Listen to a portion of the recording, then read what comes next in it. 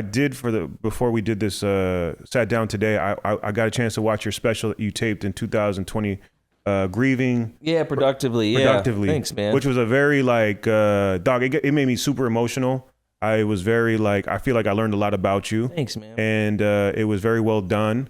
And I encourage a lot of people to check it out. I think like in years from now, when you get your bigger glow up, people will go back to that as like some of the content that you're like, whoa, this guy, he's got something. Yeah, I appreciate that, man. That was like a thing where he passed away, my dad, and then I just worked on these jokes for a year, and then COVID hit, and I was like, well, I want to release them. So I just had to sat in my room and did all these different editing things. And yeah, that was the first time I've ever like had a project in comedy that wasn't just, I'm just going to write jokes. It was like, this is what I want to talk about. Because you talk about a lot of like super personal stuff too. You know what I mean? Like it's like, I remember the jokes I remember most from you when you started was just talking about your dad and your family, like that type of stuff. And that stuff, I don't know, man, there's something about that shit that it just I think resonates with people. And they're the jokes people can't take from you.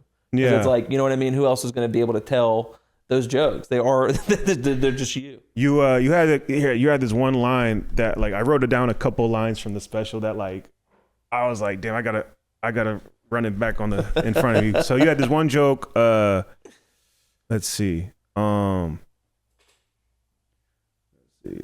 first off, you performed. I believe one of the scenes was at his gravesite. Yeah. So you're performing at his gravesite in the special. It's one of the scenes.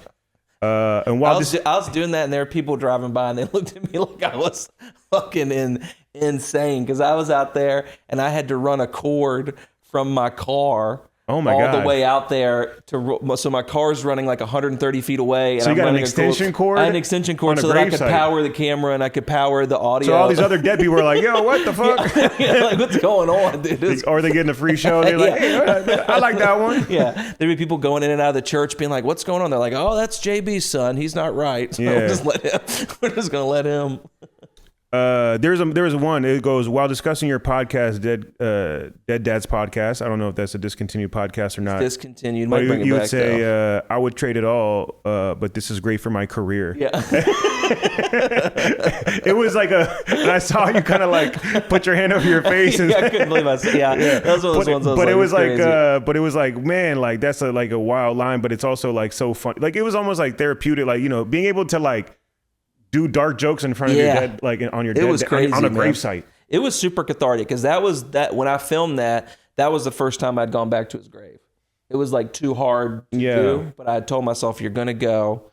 And I went on the 1 year anniversary and I just went and just like, before the filming stuff, I just took like 30 or 40 minutes and just kind of like was present. You know what I mean? Let myself cry, let myself be sad, let myself deal with it. And then was like, do I really want to do this? And so, but yeah, it was like that moment was like really, I don't even remember a ton of doing it because it was just such a, you know what I mean? Like you were in the zone though. Yeah, out of body almost. Those are my favorite because the special cuts between that scene and then a Zoom and then a few other like during the pandemic shows. Yeah, just outdoor ones, live shows. It was like a little nice little montage, different scenes. And then you had another you discussed like on the special where like it's hard to joke about like missing your dad because most comedians don't like their dads. Yeah. And like you like your dad. So like you grieving, it's like it's kind of hard to have, you know, people relate to your grieving. It would be, dude, I had so many comedian friends that were just like, yeah, man, I guess that's hard that your dad's dead. And I was like, yeah, it's hard. they're like, I don't talk to my dad. I'm like, well, me either anymore. You know? Yeah. That's so cool though, that like, you know, you had that relationship with your dad and then even like post his like, you know, since his passing, you were able to have like that, go back to the gravesite and like, yo, like run the jokes by him. Like, yo, these are the jokes. It felt good, man. It was. I had a good, nice cry after the cameras went off because it started to rain. It was like this weird. The day was crazy because the weather was perfect until I got to the end, and then as it ended, and I was turning the cameras off, it had started to like drizzle and rain, and I was like, oh, bro, man, it was beautiful. And this is the last one. Thanks, we could talk about from that one. Like towards the end of the special, you're talking about like the grieving hasn't like kicked in yet. Yeah. But you don't want the grief to like kick in at the wrong moments, like on stage or around your friends. You want the grief to kick in 55 minutes into a Verizon phone call. Yeah.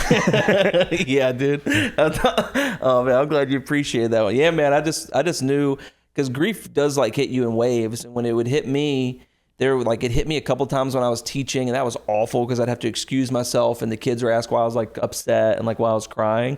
But dude, it was so fun when it would hit me, and I was like, man, I'm about to unload on somebody. Yeah. Somebody that really deserves it's about to get it right now. Yeah, I mean, it's called Grieving Productively. Yeah. How'd you come up with that? Like, that's a dope ass title. Yeah, I like lucked into that one. I don't even really know where that first like name came from or that line came from.